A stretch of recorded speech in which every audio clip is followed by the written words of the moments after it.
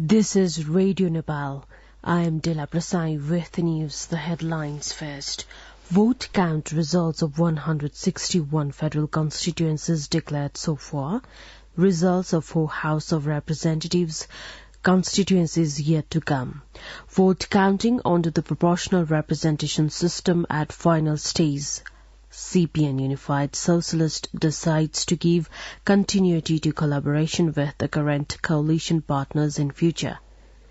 And NATO pledges to provide more weapons and fix power grid to Ukraine.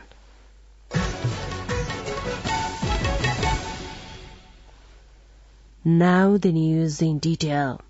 The vote count results of 161 federal constituencies under the November 20 elections have been declared so far.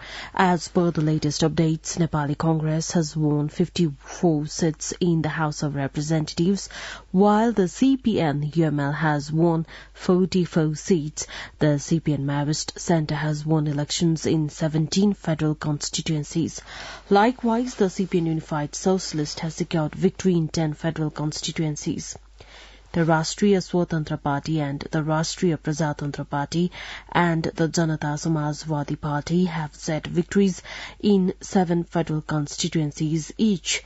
Similarly, the Lokatantrik Samajwadi Party has secured 4 seats in the House of Representatives, while Nagarik Unmukti Party has won 3 seats. The Rashtriya Jana Morcha Party, the Nepal Labour and Patient Party and the Janapad Party set victory in 1 seat each in the House of Representatives.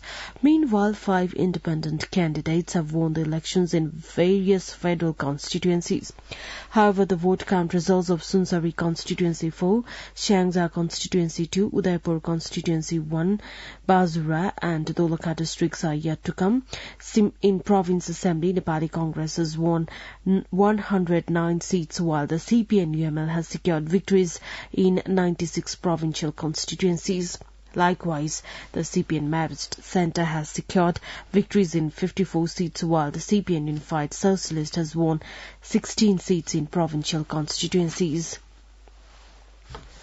Vote counting under the proportional representation system is at the final stage. The CPN-UML is leading in the ongoing vote count of the proportional representation system. According to the Election Commission, the UML has garnered 2,681,777 votes as per the latest update. Nepali Congress is trailing with 2,533,737 votes.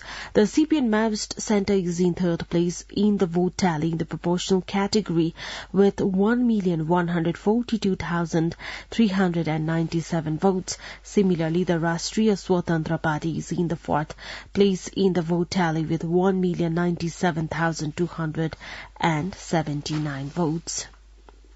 CPN-UML candidate Bhagawati Chaudhary has been elected as the member of the House of Representatives from Sunsari Federal Constituency.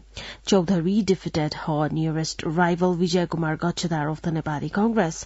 She secured 40,788 votes, while Nepali Congress candidate Gachadar received 35,600 votes. Likewise, CPN-UML's candidate Raghubir Mahaset has won the election to the House of Representatives from Thanusa Constituency 4. He received 32,236 votes, while his nearest rival Mahendra Yadav of the Nepali Congress got 32,112 votes. The CPN Unified Socialist has concluded that it would give continuity to the current coalition partners in the future. After the party's top leaders meeting yesterday, CPN Unified Socialist Chairman Madhav Kumar Nepal said the meeting decided to devise the party's future strategy following the political development. Chairman Nepal shared that the meeting seriously contemplated the future course of national politics by taking into account the possibility of ushering Nepal toward the right-wing direction. However, Chairman Nepal ruled out the possibility of left-wing parties forming a new government in the current context. Labour, Employment and Social Security Minister Sher Bahadur Kumar has directed the Manpower Company to stop malpractices in the foreign employment sector, following the piles of complaints from the Nepali migrant labour regarding cases of fraud and swindling. Minister Kumar directed the Manpower Company, calling them to the ministry yesterday. He also warned the manpower companies of taking actions if they were found swindling foreign employment seekers. CBN-UML Chairman KP Sharma Oli has stressed on solving the landless squatters' problems through legal process rather than by using force. Addressing a program at the UML's Central Party office yesterday, Chairman Oli said the Commission for Landless Squatters Problem Solution should address rather the problem of the landless people. Nepal Rashtra Bank has taken action against 9 commercial banks in the first quarter of the current fiscal year. The central bank took the action after the banks failed to comply with its directions. The central bank has said the banks had kept operating suspended accounts, flouting the NRB direction. Similarly, the banks have been charged a high premium in loan extension. Moreover, the banks are also accused of giving loans below the base rate.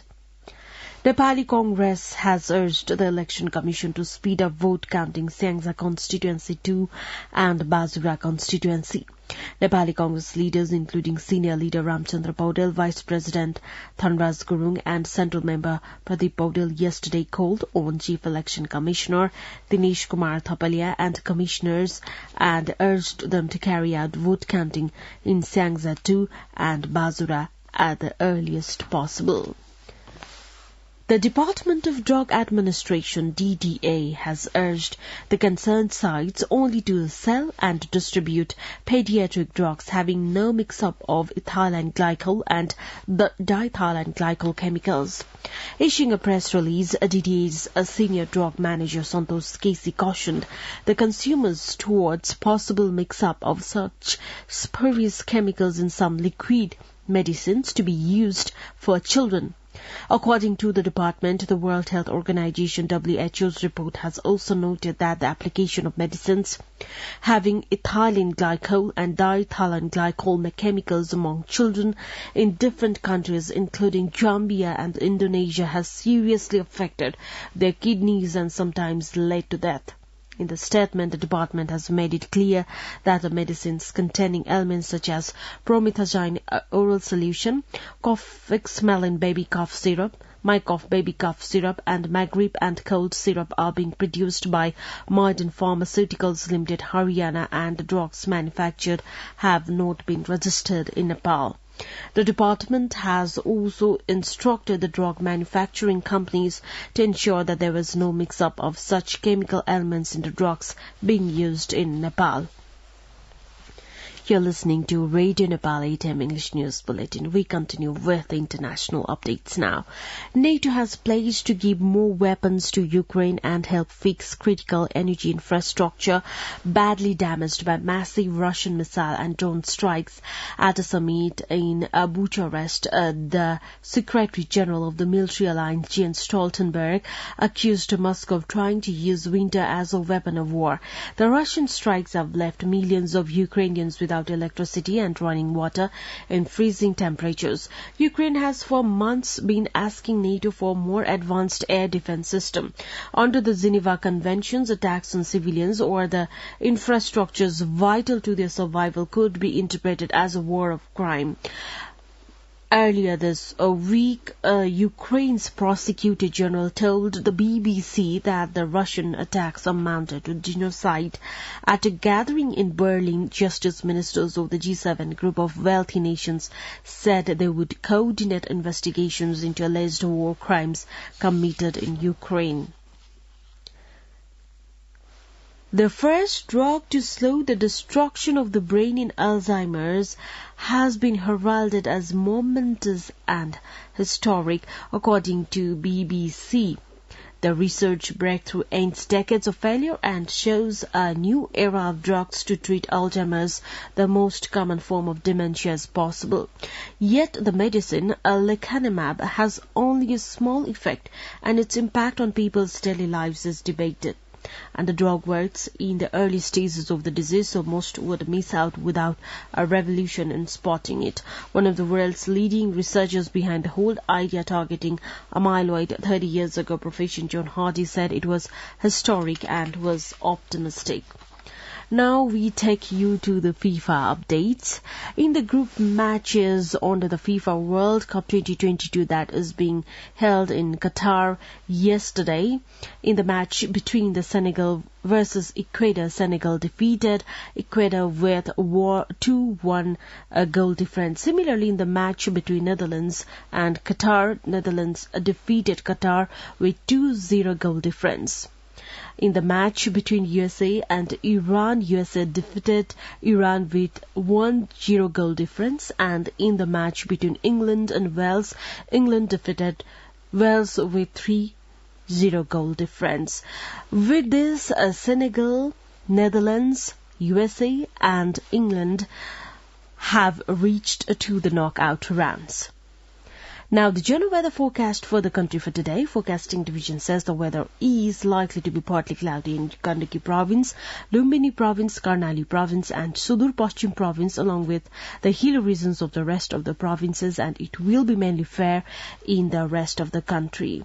Kathmandu's weather report now: maximum temperature of 21.2 degrees Celsius and minimum temperature of 8.5 degrees Celsius. With this news, we have come to the end of this bulletin, but before we wrap up the headlines once again.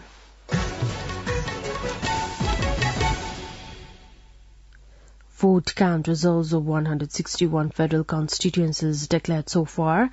Results of 4 House of Representatives constituencies yet to come. Vote counting under the proportional representation system at final stage. CPN Unified Socialist decides to give continuity to collaboration with the current coalition partners in future. And NATO pledges to provide more weapons and fixed power grid to Ukraine. Well, that's all that we have for this edition. Our next English news edition is at 2 in the afternoon. You can also listen to us online at our website www.radionepal.gov.in for more news and online programs. Stay tuned, stay safe and have a good day.